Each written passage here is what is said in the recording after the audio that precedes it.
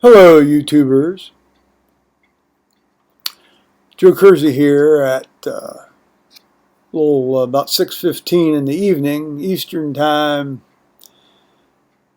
August 1st, 2013, on Thursday.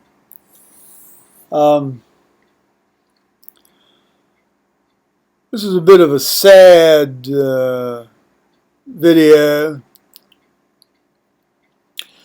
On the 30th of July, I got a call from my goddaughter from a hospital in Charlotte, North Carolina, telling me that her dad was on the ventilator getting ready to be harvested for organs. This man's a pretty good friend of mine. We've known each other since 1983 when he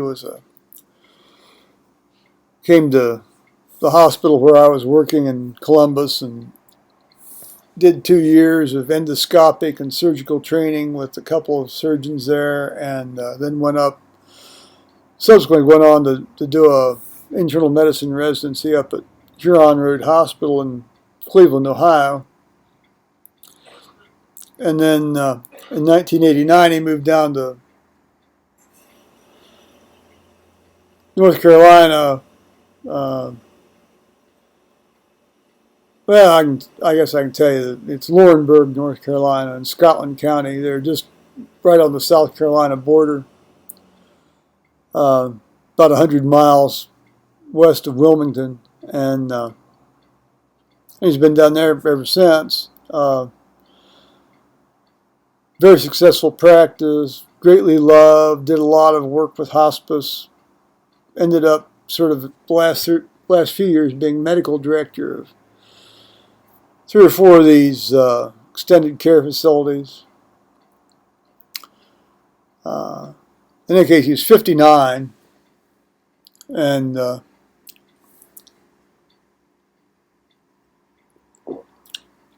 this was a Monday night, well, very early Tuesday morning, but a Monday night. He's with the 3 or 4 guys he works with. They've always rotated various calls, but he's always taken Monday night. I mean, always. So I'm sure he was on call. So he and his wife have these his and her bathrooms. I mean, she goes in the bathroom and she's got her clothes closet off the bathroom. He goes in his bathroom and he's got his clothes closet off the bathroom, which actually extends out over the garage. And he got up to take a leak, apparently, and then for some reason, he decided to go downstairs. Now, my own feeling is that he probably got paged, and he was probably going to have to go to the hospital, but he wanted to go down and talk more about it. But he didn't want to wake up his wife or his daughter, who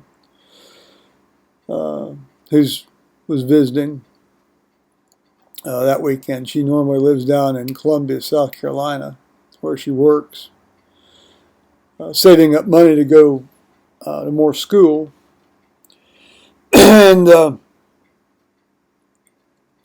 And he fell down the stairs and essentially brained himself. These stairs, he and I used to joke about these stairs. I said, this is a liability lawyer's dream here, because they're somewhat steep, but the bad part is they've got this very narrow front to back distance on the steps. I mean, the height's not, the actual rise per step isn't all that much more than the normal step. But the front to back is very small compared to even my foot, which is a fairly small foot. And then they've put this really, really thick carpet on this thing, so it's quite treacherous. I myself have nearly gone down them, fallen down them three or four times when I've been visiting.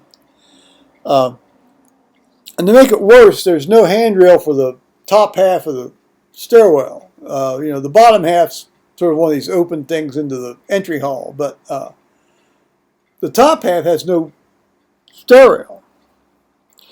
Plus, this guy, he fancied himself a very old-fashioned guy, and he liked to do everything sort of the old-fashioned way. So it's the South guys. So rather than sleeping in like his underwear, or naked, or maybe like a pair of underwear and a t-shirt or something, he wears these long, baggy pajamas. And so, he could have tripped on one of those long, baggy pajama legs or the carpet or who knows. Anyway, down he went.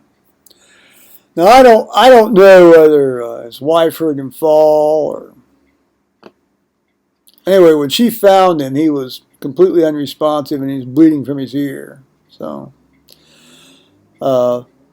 needless to say, 12 hours later, he was declared brain dead and they were getting ready to snatch his organs, carve him up, and for parts, pieces and parts. And so that means that he had to have had a really very fast epidural hematoma or a very fast subdural hematoma. And that means that it had been confirmed by the CAT scan and the MRI and the EEG and the ventilatory maneuvers and the neurologic, irrigation, eyeball, reflexive things, and, in the absence of sedation. So I guess he gets, as the organ transplant drum beaters keep saying, oh, now he gets to live on. Well, yeah, okay, parts of him do. I know his heart would probably be okay. He's 59, his heart's probably okay. Now, he smoked, actually smoked cigars, and then he smoked some of these Camel Reds, these big, thick diameter Camel Reds from time to time. And but I don't think he had much underlying vascular disease or vascular problems, and so the heart probably was okay. His lungs wouldn't be any good, I can tell you that. He had a tremendous bronchitic smoker's cough, and I think he was starting to get air sac problems. And now he liked to drink a bit, and he liked to drink liquor. He wasn't like a wine or beer guy.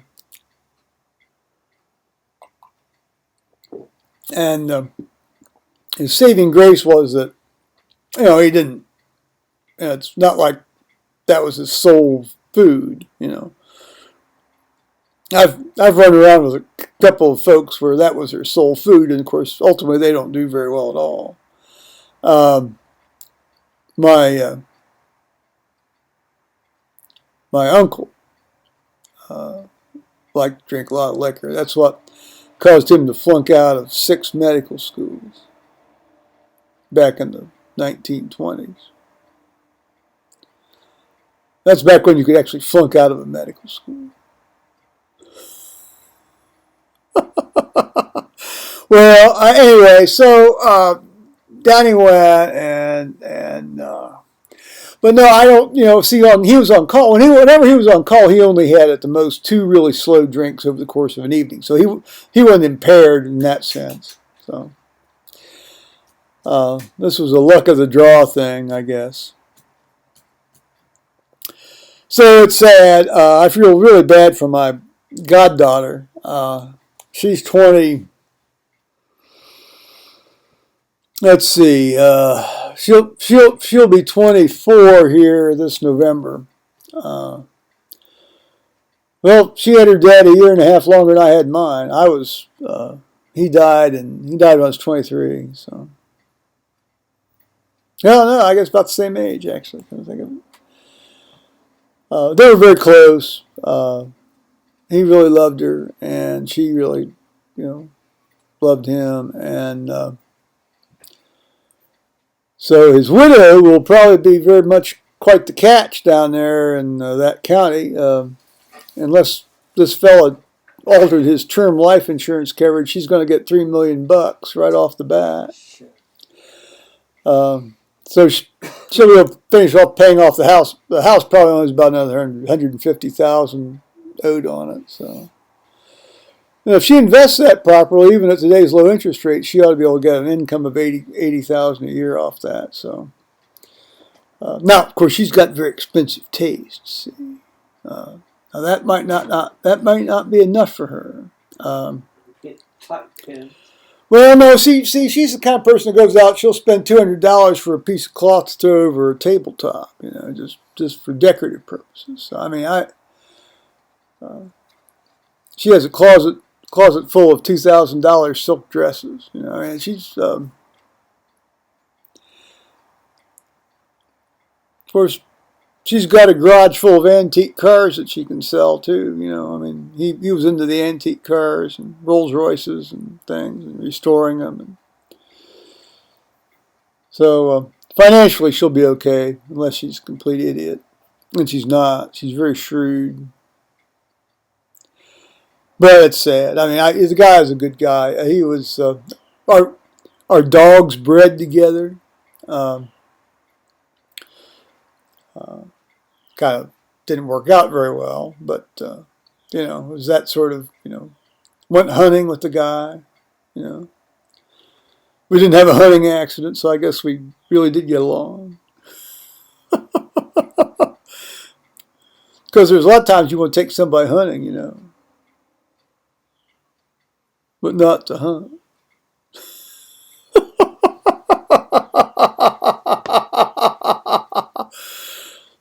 All you guys out there that hunt and have friends that are pretty much, well, who have people that they think are your friends but aren't your friends, all know what I mean.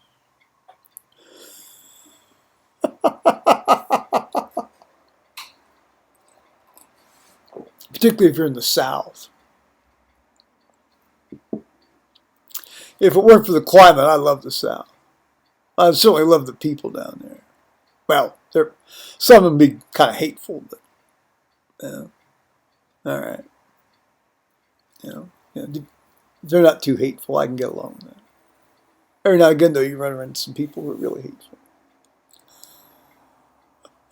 I'm starting to ramble. So, the balance of today, that was obviously that's an ongoing saga. Then today, I got more bad news about. I'll call him a friend because by today's standards he'd be considered a friend. But we had known this guy. Paul and I had known this guy pretty much soon after we met here 33 years ago, and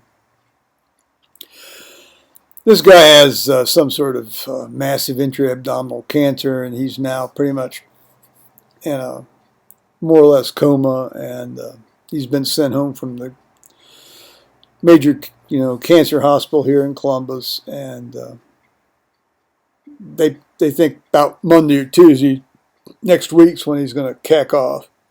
Excuse me. And that's very sad. And he's been with this guy. He's been with the guy he's currently with upwards around 20 years, I think, a little over 20 years. And a little bit more than that, actually. And that's rough. He was a very decent, gentle, kind guy. Well, still is, I guess, but he soon will be using the past tense. Well, we'll all be using the past tense about each other eventually, won't we?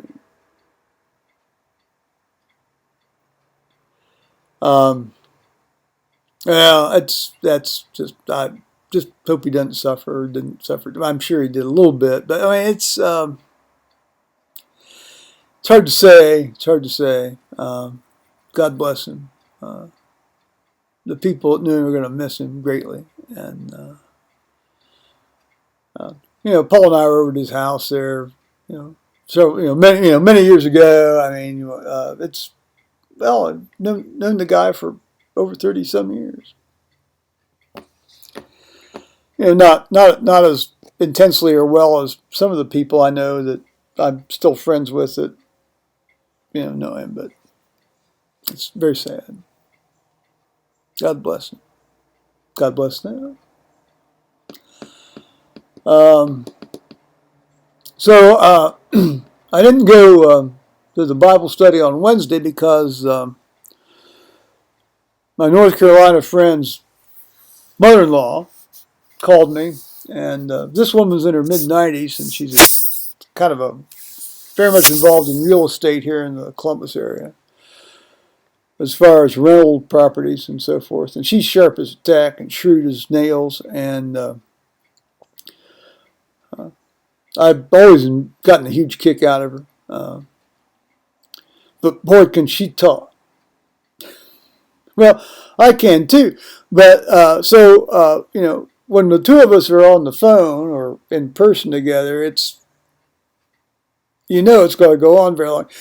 She talked through 2 call waitings on her side, and I talked through 2 call waitings on my side, and one of them was from the church, and I sort of wanted to try to take that, but I tried to break into the flowing stream, but to no avail. But that's okay. I called them back and left a message, and they didn't call back, so apparently it wasn't all that important.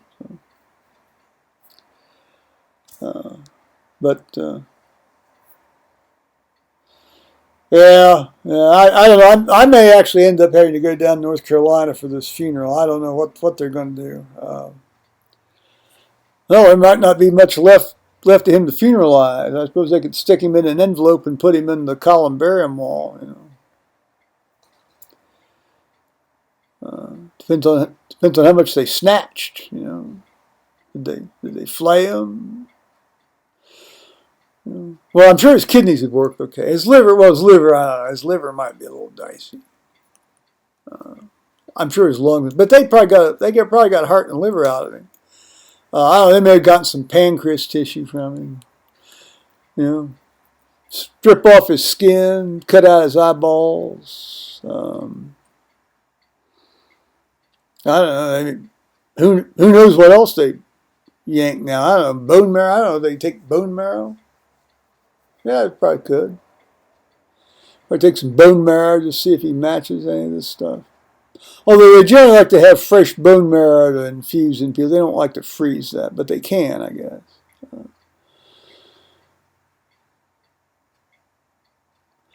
Well, as I said, I did the prayer list today, and Paul got home safely. And I on Tuesday I went to soccer camp with my grandson and my son over in Pickerington, and got to watch all the little fellows run around. They had sort of like the 3 to 5s, and then they had like the 6 to 14s way off in the corner, and they had a couple of professional soccer people helping them, and some kindergarten teacher types that knew how to do sports. Very, very pleasant, very well run. I mean, it's a far cry from the go out on the playground here with this ball and kill each other sort of situation when I was a kid. Find the weakest one and beat him to the ground. There, that's called fun, isn't it? Well, it's fun for the people who aren't being beaten to the ground, I guess. So it was very interesting to see that.